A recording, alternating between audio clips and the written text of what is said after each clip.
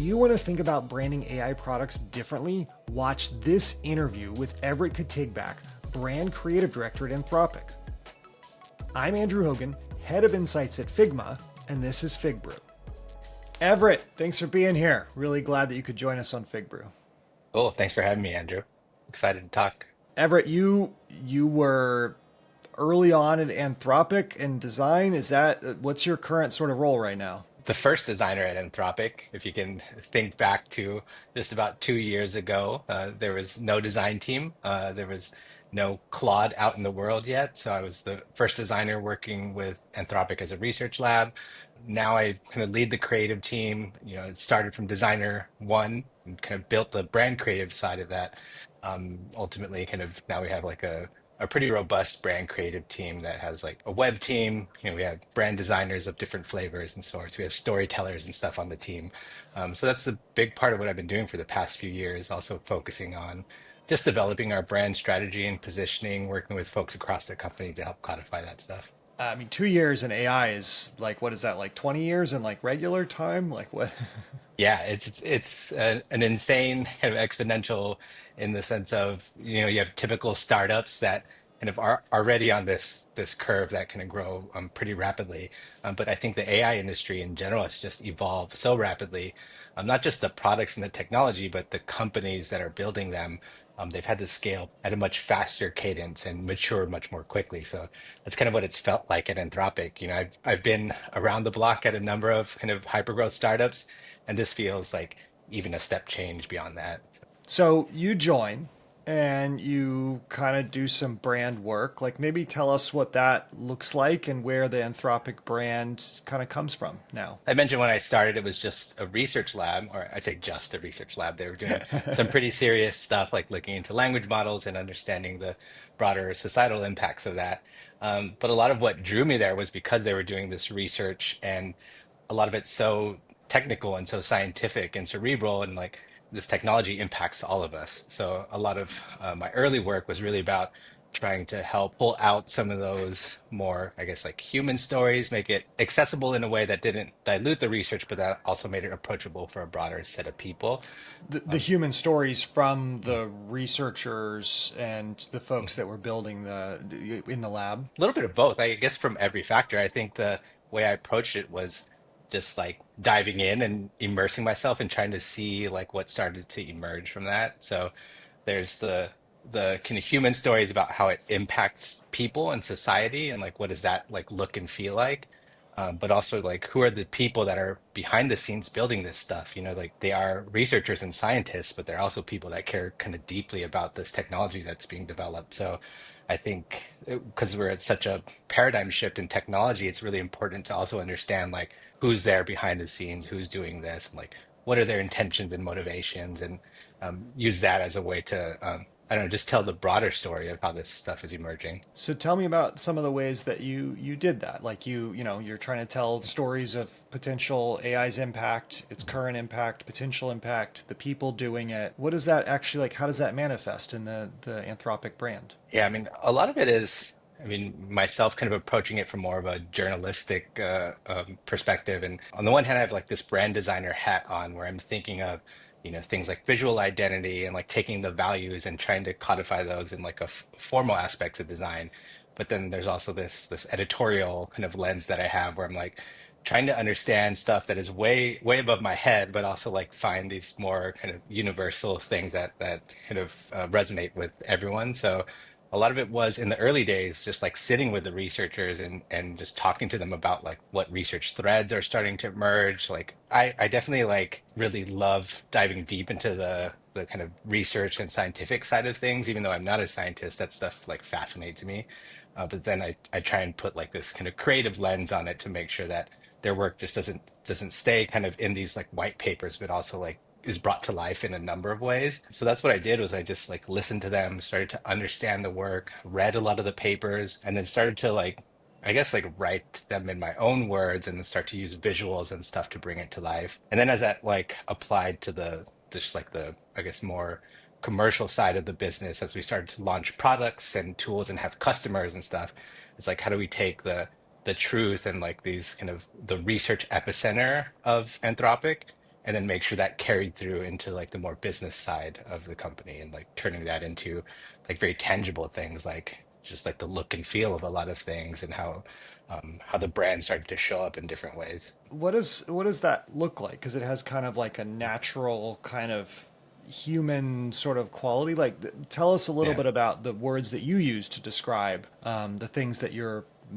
creating that are behind the Anthropic brand, that are behind the Claude brand. When I joined, they already had the name Anthropic, such a great name, especially in the AI space, where, there's everything is about this kind of like hyper digital kind of cyberpunk vibes, and Anthropic was just, it resonated with me because it, talks about humans and our time here on this planet, and it's like, oh, that's a very different way to frame something like artificial intelligence, and as I started to like absorb some of that stuff and like really see like the early visual identity, which was done when the company was like very early, like maybe just at its kind of founding stage. They had worked with a studio, they'd done like the word mark and like basic color palette and like some kind of the website and illustration guidelines, but it was very like the bare bones of a visual identity, and like building on some of that, which was very rooted in this like human hand thing. They had like some kind of light illustration patterns that they used,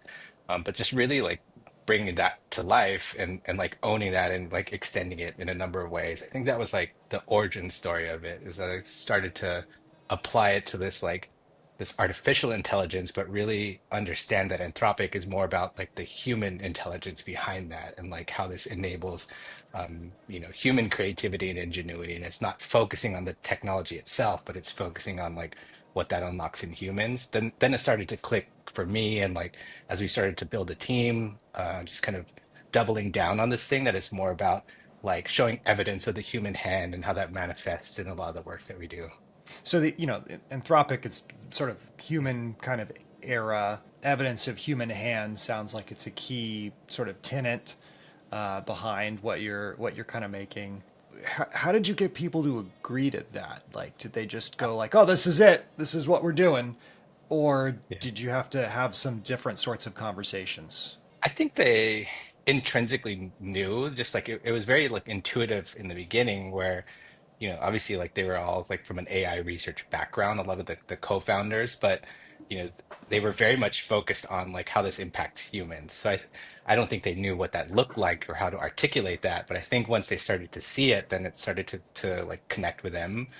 There's a number of directions it could have gone. And I think like a typical thing is like, oh, the market's going this way and we're influenced by like the big players. So let's kind of use that as like a shorthand to kind of say that we're an AI company, but then with Anthropic, it kind of went in a different way. And a lot of that was the research that we're doing, but then me kind of taking that with the team early on and saying like, oh, we're not just different from like a marketing differentiator perspective. Like this is authentic to us. And like when they started to see, like we were experimenting with a couple of different directions that maybe did feel like a little bit more modern, and I think that just didn't have the right kind of I don't know, the right weight that they were thinking of. So I think once they started to see it out there, it wasn't like a hard pitch per se, but I think there are a couple of things where like we had to kind of explain the concept a little bit, because then it wasn't like evident like at face value, but once you started to sit with it, you're like, oh, this makes total sense. And then once we started to apply it to things, then it started to really feel right. So I think that was it. The thing that I think is interesting there is it's almost sort of meta. You need to show evidence of human hand because that's an important part about this. It seems like that will become more and more important moving forward. As more things can be created, with the help of AI, almost showing evidence that you were part of it. Do you agree with that? Is that something you were thinking about? Was that sort of at the kernel of it, and I just got it? Yeah, it definitely was at the kernel of it. And some of this is just like also like my approach and my vibe. And I'm not saying that it's like it's unique to me or it's different, but like I definitely like to lean into like the makerly aspects of visual design. A lot of my background is in like printmaking and photography and all these like very analog aspects of design and visual communication. And just like with AI, it almost like made me feel like that was even more relevant, just to like not overtly hit people over the head with it, but just like show all these kind of subtleties that maybe if you kind of looked a little bit deeper, you're like, oh, there's some film grain in this photograph. Like maybe it actually was like a 35 millimeter thing, you know? So I think it's all those little touch points and details that then start to add up, like, oh, this is feeling a little bit warmer and more kind of tangible and a little bit more human. So I think that was like what started to really bring it to life. It wasn't like this big overt thing, but it was all these like little subtle things that added up to something bigger. Like, what are your favorite kind of subtle things that are in the Mm. brand? When we launched Claude, I think that Claude 3 was like the bigger, I guess, like coming out party for like the visual side of the brand. You know, we had Anthropic, which was again the logotype, like these very kind of tone on tone earth colors, you know. And then Claude 3, which was more about Claude, the product itself. And like it's really interesting because you know we have a product that can talk to you and it has in many ways has its own personality, you know. So like that in and of itself has its own vibe and its own brand. So how do we like visualize that in an authentic way? That was really what started to, I guess, like not just differentiate like the two sub brands that we have, like Anthropic and Claude, but like really paint this picture of like we have this kind of research lab that's like very kind of in the science weeds, and we also have this like expression of it, you know, so that is a little bit more kind of playful and human and expressive in that way. And that is Yeah. the relationship is Anthropic is the research lab, and then there are products that are on top of that that are expressions of the product or expressions Mhm. of the brand itself. Is that the right way Yeah. of thinking about them? Yeah, kind of, sort of. I mean, Anthropic has a number of things that it's like digging into. Like, obviously, like there's this policy layer, making sure that the research that we do actually gets like applied and taken seriously in earnest by different governments and companies as well. So there's that kind of credibility that the company's building. But then, in order to like, I guess, prove that stuff, we have to be able that to show that we can like build it and understand it and still have this like frontier cutting edge product that is not at the expense of safety. Like safety is the thing that's actually governing this thing, but we're still able to iterate quickly and still be at this like top caliber of a product. So it's almost like a flywheel of how these things work. It's like we build and deploy these products, then we kind of research and understand them. We use that to kind of inform things like policy and governance, and then we continue to develop this thing. And safety is like the undertone for everything. So Anthropic as the sort of the foundation, trust, yeah, credibility, and then almost a different kind of credibility in the technology and the products that you're yeah, building on top of that. And you have to hold all of those brands in your head, and they need to sort yeah. of sit side by side. Was there a point at which they were like more in tension, or at every moment was it a pretty natural sort of, oh, this needs to be more like this?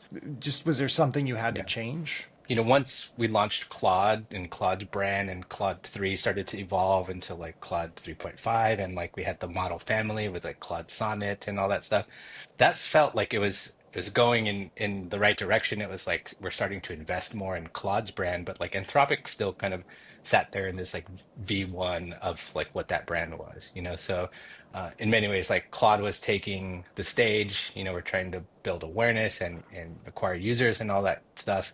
And Anthropic was still there toiling away, kind of doing the heavy research and stuff like that. So right now there's a lot of work being done to like kind of connect the dots again, and like how do we now invest that time in brand Anthropic to make sure that what we're doing there on the research side, that the design language kind of like matches and elevates some of that. So I think we're kind of like stair stepping some of those things. But you know, like you said, like Claude kind of ties back into the Anthropic brand and has its own kind of trust through like how the product designs and feels and responds. And then now we're trying to like now focus a little bit more on Anthropic to like elevate that up again. Everett, it's been two Yeah. years. Why don't you have this worked out now? I mean, this is.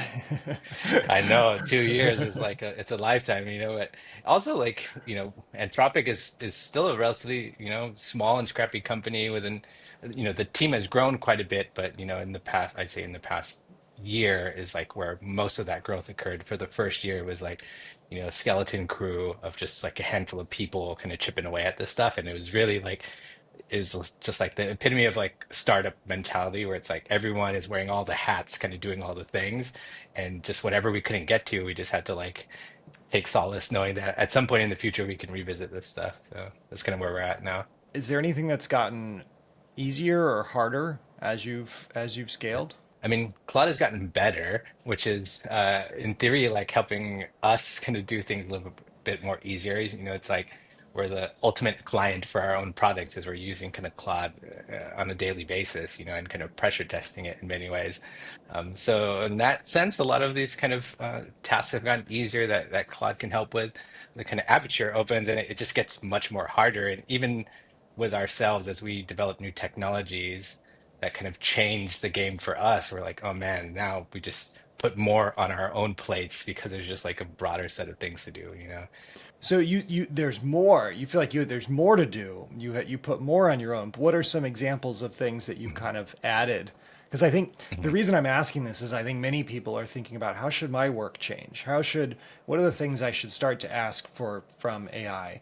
And I think in some sense there's sort of a meta. You're using this technology at the same time. What are you adding to your workflow? What are you changing? Like I said, a lot of my work is in this kind of storytelling aspect, you know? So as like we build more products and acquire more users and understand them, for me, it's really just trying to see like pain points are we solving for them, and then how can like we articulate that from like, you know, like a brand perspective. But now I'm folding in the layer of like how can I and should I or intentionally not use kind of generative AI in my workflows. The big thing that's kind of been across our whole industry is like where and when and how should we employ these tools? And that kind of like weighs a lot of my mind, you know, because there's a lot of things we can automate and use AI in like these very kind of simple ways, but there's a lot of ways in like which it still makes a ton of sense and almost even more sense to like have more people kind of focused on using like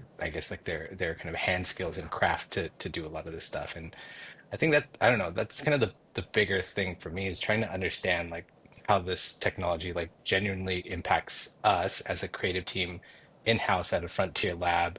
And then how do we use those kind of learnings to like inform the broader industry to say like this is our perspective on how to use these things. So it's kind of like another added layer of like learning through doing, but also like communicating that out to the broader industry. You mentioned this is sort of the second time that you mentioned. I think it might make sense to go to your background a little bit.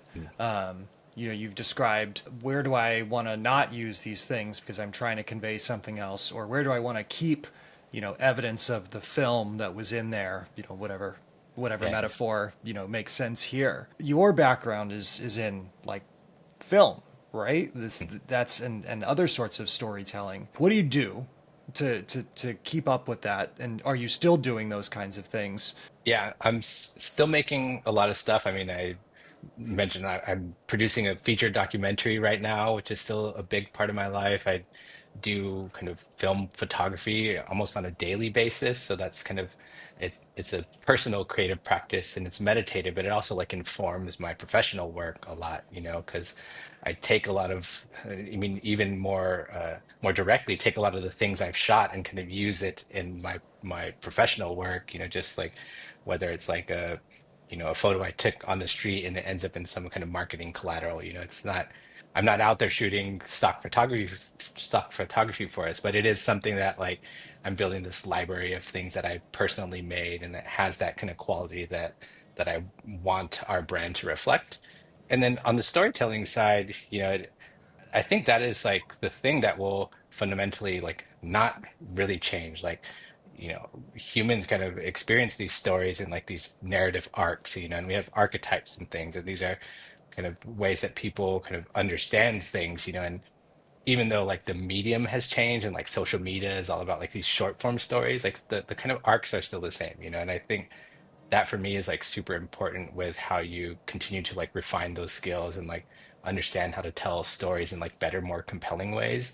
That's kind of what the side hustle filmmaking is for me, is like as I make my own work, I kind of use what I learn and apply that to a lot of the things I do at Anthropic.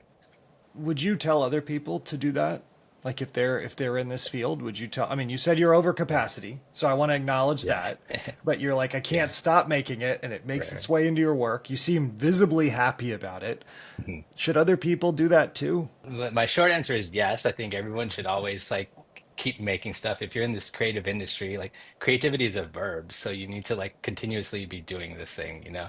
I mean, I think of that as well. Like design is a verb, so if we're not actively designing something, then we're not necessarily doing what our kind of intention is or what our thing that motivates us is. So I don't necessarily think people need to go out and always be doing stuff on their off hours, but I think you need to find something that like continues to pique your interest and keep your skills sharp, and for me that is a number of ways, but like I think it's just how I'm wired, and there are people that like have this kind of creative energy that needs to kind of be expressed in different ways.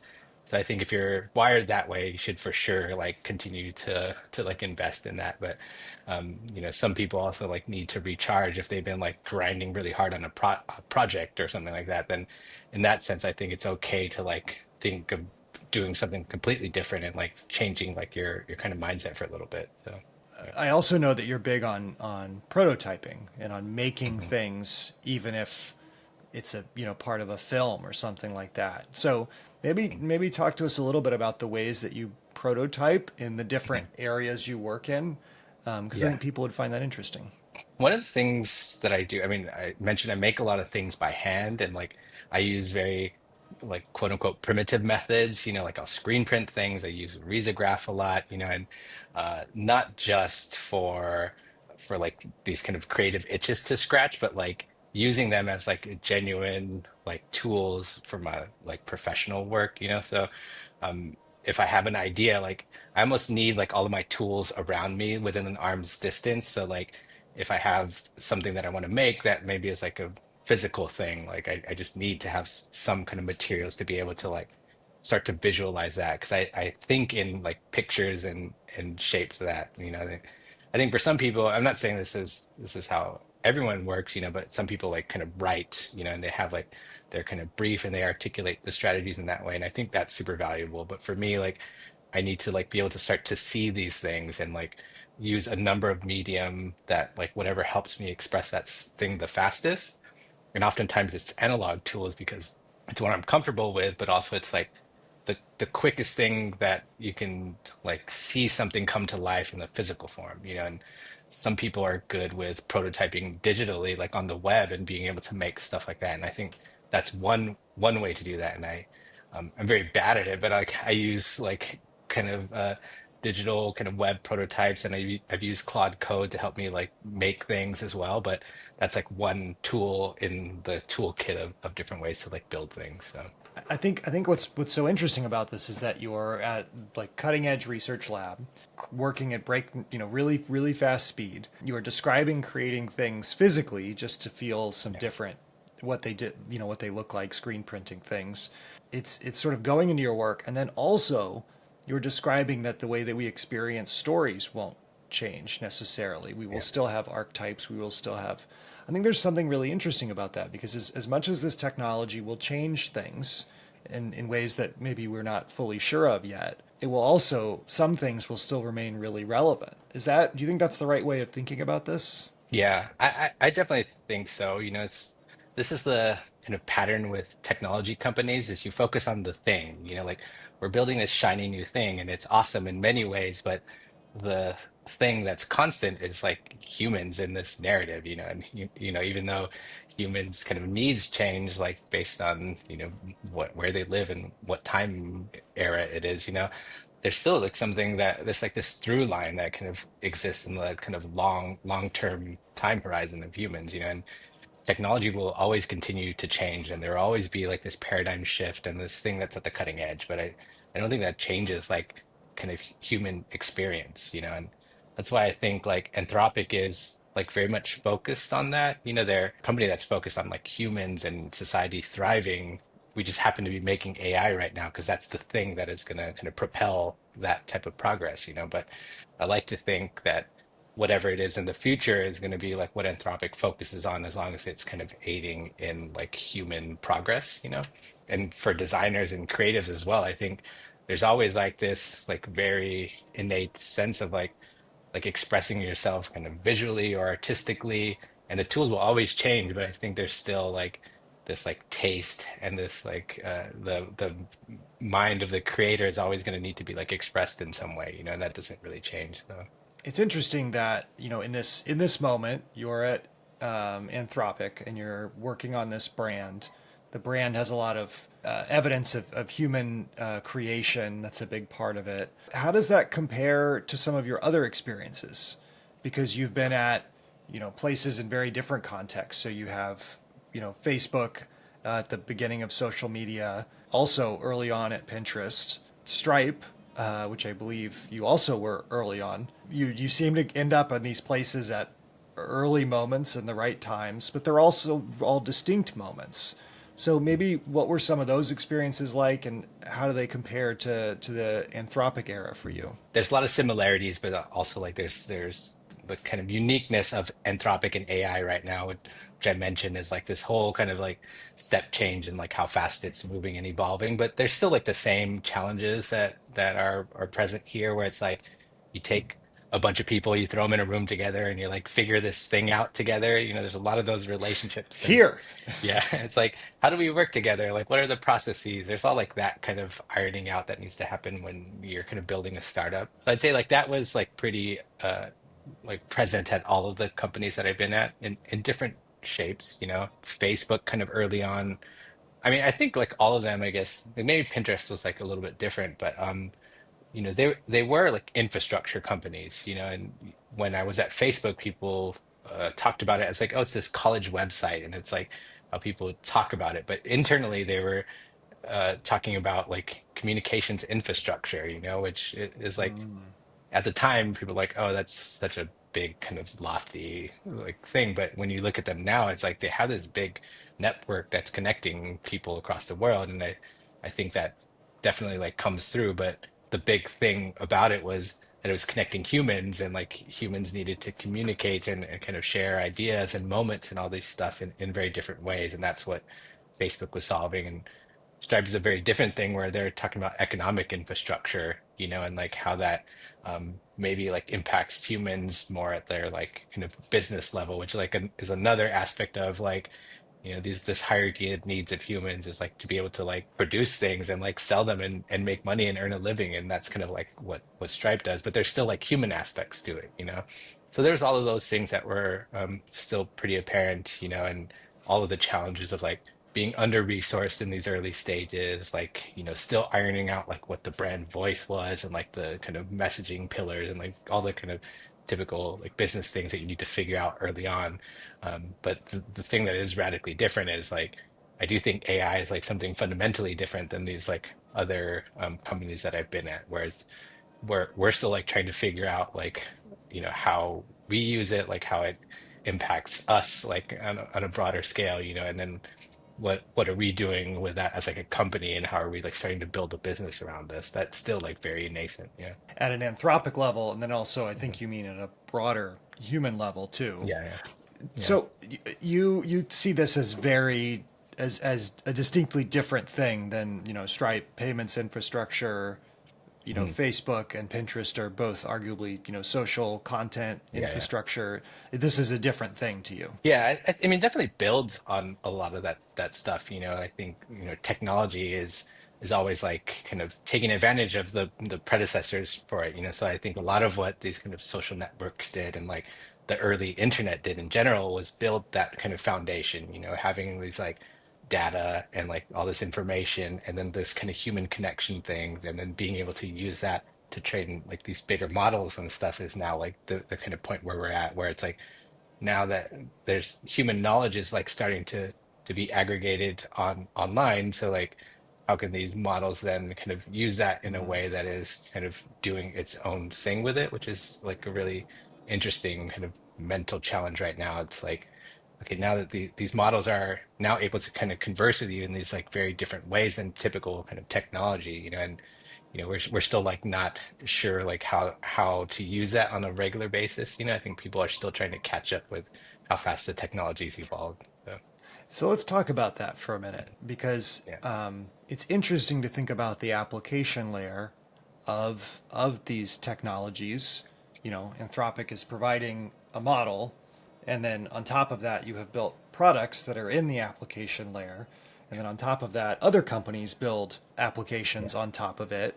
And I think there's been a lot of interest in like, what is the application layer like? And I've heard the words, sort of Cambrian explosion of apps. Yeah. Do you agree with that sort of excitement? Do you agree with that where things are, or do you feel like it's not going to play out in that way? And do you feel like there Mhm. won't be a creation, a big creation of apps on top of the layer or on top of the Yeah. models? I mean, I definitely think that there will be people continuing to build all these apps that are maybe in many more ways like bespoke to them or their immediate needs, and like maybe not have the need to have like these big kind of user bases, because there'll be like a subset of people that will get value out of those products, and it's like much cheaper for them to create these things because they're not having to build with like the resources of these bigger companies because they have access to these AI tools, you know.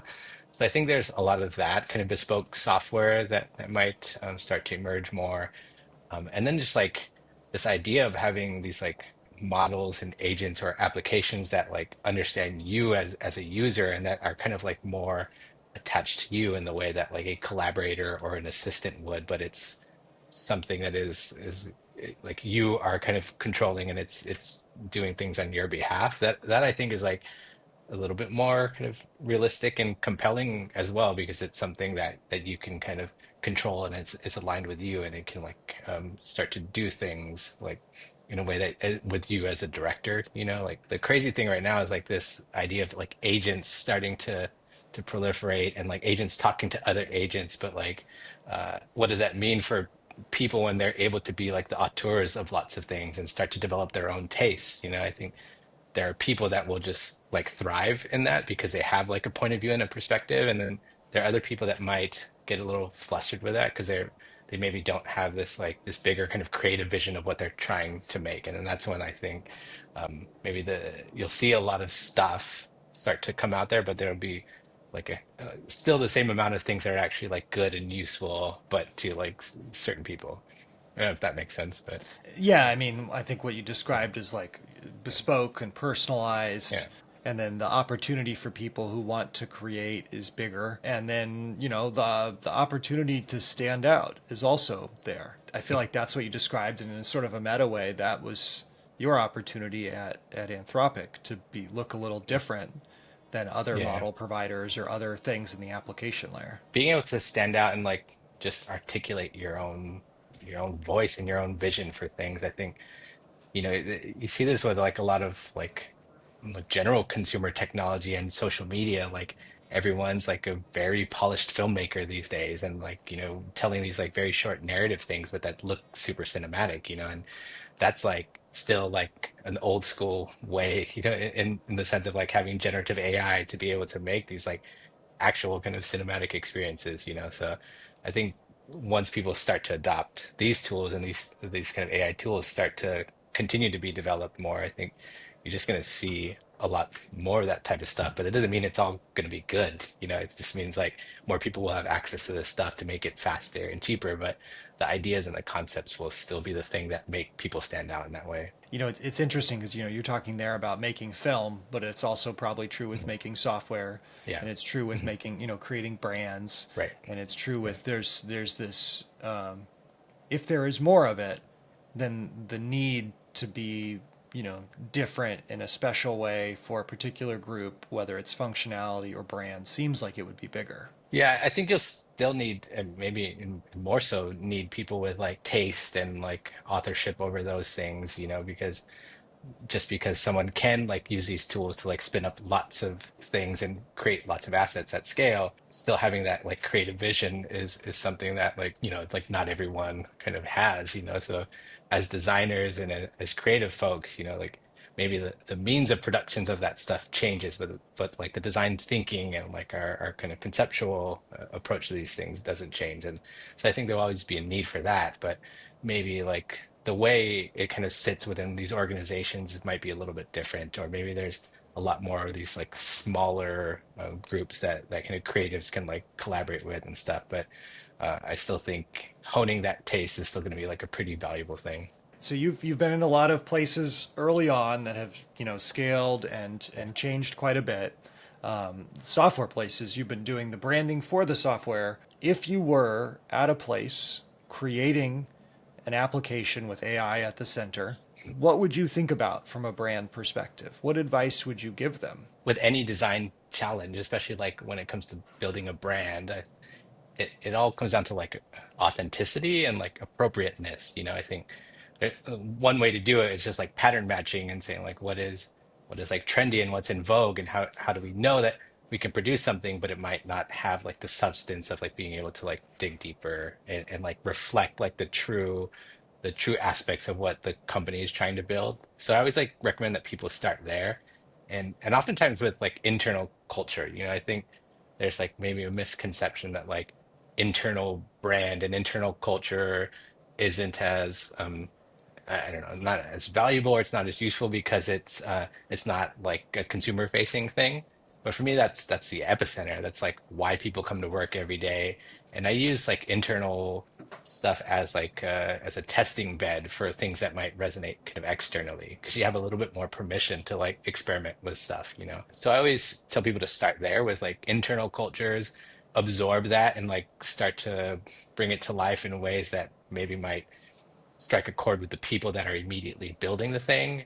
And the things that are really kind of working, say like, yes, that's the thing we need to like build out even more. And that becomes the epicenter of the brand. But if you do it in like maybe a more traditional way, where it's like you hire an agency and they ask you a bunch of questions and they deliver this kind of logo type or something like that, I think that doesn't really get to like the root of it. Definitely doesn't like tell the story in like an authentic way that's going to be like a long lasting thing. So that's my kind of recommendation. It's a little bit of heresy what you just described, which was actually go inside. Don't go Uh, outside to your customers. Go mhm. inside and then sort of like see if you can find the truth in there of why you're doing what you're doing. I mean, you definitely need both, but I think I'm talking about like earlier stage startups, particularly like in AI brands, it's like, there's such a compulsion to just like look at what other people are doing, and then just again like try and pattern match some of that stuff. And customers that are adopting this technology have like similar pain points, so you might get like kind of similar answers if you talk to them about it. But I think it's like, what is the motivation of the people that are like founding this thing? Like what kind of compelled them to like bring this group of people together, and what's the DNA that ties them together? That for me is like the starting point. And then you kind of like validate that with like what do users think about this, or what does like the market start to say about this thing that we're building? And then how do you like connect the dots in a way that brings it to life in a way that's authentic to you? And then you kind of apply these business things where it's like, how does this differentiate all these things? Like, what's the kind of audience personas and all that stuff? And then you can start to like fine tune it. But I think in a very like crude and scrappy way, if like you can strike a chord with the folks internally, and then just feel like, oh, this feels like us. This is like a proper reflection of who we are. Then I think that's what's going to draw people closer to you. Thinking about your experience, like that was the process you kind of went through with the brand, the various brands. What does it look like then for you to take that work into the product? How does that play out? Are these distinct processes? Are they one process? Talk to me a little bit about how you kind of bring them Yeah. together, because that'll then be the next challenge if someone is Mhm. branding their own, work, their own startup. How do they kind of bridge those things together between product design and brand? Again, as a product is starting to like develop and is starting to get a little bit more mature, as well as like the kind of brand voice and the value proposition and stuff, it is a little bit of like these kind of like steps that you take out into the world, where it's like either you're building this product and you're starting to like see people adopt it and get value out of it, and you're using that as like the way to tell the narrative, and then the product continues to develop. So I see it kind of as this like back and forth thing that's constantly evolving and iterating. For Anthropic, like again, I mentioned we started as a research lab that was very kind of like values based from the beginning. So I think we had the benefit of having this like deeply rooted story. Claude, the product, when it launched, it was very like primitive. It was like a chat box, with like this whole model behind it, but that you didn't see. But it needed to still be like an expression of the company's values. And a lot of what they valued and kind of codified in the early days was like what kind of went into like the models and the product itself, even though it was a very kind of rudimentary interface, you know. And then as that started to evolve, we still had like those kind of values baked. And as designers, you know, early product designers, like this person, Kyle Turman, who was like really kind of trying to intuitively take these values and like kind of build out the interactions and interfaces. And then as our kind of narrative evolved and as like AI became like, you know, more aware in like the broader consciousness of society, we started to learn more and understand like what our narrative was and how that kind of translated into like the kind of further versions of our product. This back and forth thing is like as the product continues to evolve, it always still needs to be like an expression of these like early brand values and strategy. And that is always going to evolve, especially in the industry like AI that's starting to like emerge out in society. Is there a specific example within the product that you think like really encapsulates the brand and what you thought it would be? Just like the character of Claude's interactions and stuff. I think we focus quite a lot on character, and that's like where the researchers kind of come in. And we have a lot of folks that are really like focused on, you know, how do we make sure that Claude responds in like a genuinely helpful way, you know, that it doesn't kind of produce any of these like harmful outputs or anything like that, but also that the interactions are pleasant but objective, you know, and these aren't like things that you can directly controlled by like baking in all of these like responses and stuff because of the nature of our language models and stuff. So in many ways, I think it's like that is the thing that is like an expression of the brand because we talk about brands as personalities, you know, but like what if the brand actually has like a conversational personality because of the nature of AI, then I think that for me is like the biggest expression of Anthropic's brand or Claude's brand. You know, it's like how does it kind of greet you when you start to talk to it and how does it like genuinely continue to like drive you along this conversation that you're having, you know, that for me is like the brand experience and like the UI and like all of the kind of visual ID just needs to kind of like support that, but it's really like the model that is taking center stage. The advantage that you have is that you're making the models, you're at a cutting edge place. If you are making this somewhere else, how would they like influence their own product's personality in that way? Like, do you have Mhm. thoughts on that from what you've seen work on your side at Anthropic? Are you talking specific about like language models and AI really or anything really Yeah, or yeah, yeah. If they're Ye- building something that yeah. has a conversation, how do they make sure that their brand is in there? Yeah. Especially if you're not the person, creating the model. It really depends on like the I guess like the nature of the product that they're building. You know, if it's like a customer service agent or something, and maybe it needs to be have this like hospitality nature built into it, but like in some other instance and context, that might actually be kind of annoying, you know, if it's like overtly friendly and you're just like, hey, I just need these kind of answers and stuff, you know. So I think it's about like finding that line and like building out your kind of voice and tone, you know, in a way that you're like, okay, this is like how we want to show up, but we're not like overtly baking this into like every single interaction because I think there can be like too much of that, you know, like as designers in general, especially when we're building like interactions, like there's a compulsion to make every interaction delightful. And by nature, that makes them all kind of less impactful because like everything's kind of doing something. But I think it's just like about picking and choosing those moments where you want the brand to like really come forward, but also knowing when it needs to kind of take a back seat for like the user kind of to really have like a more kind of straightforward experience, you know. Well, and in like a healthcare setting, it's not always delightful. It's not always joyful. But boy, do you need answers. That's maybe where the more kind of intangible things like these like the visual identity and like the way that the design kind of shows up and all the kind of interactions and stuff need to like support that but not be the kind of thing that is like overtly kind of trying to signal that. You used a great Yeah, word earlier, just sort of appropriateness and the yeah, appropriateness for the setting, and it's that's one to one with like taste. I feel yeah, like, and it's this sort of intangible quality that we as humans seem to add to these things because we understand the larger context, not of the interaction even necessarily, but of like the society that the interaction sort of sits within. Not to get too Yeah, woo-woo, but design yeah, the yeah. chair by thinking about the room that the chair is in. And that seems Mhm. like that still seems to hold pretty true here. Maybe that's also like how I was kind of coming up as a designer,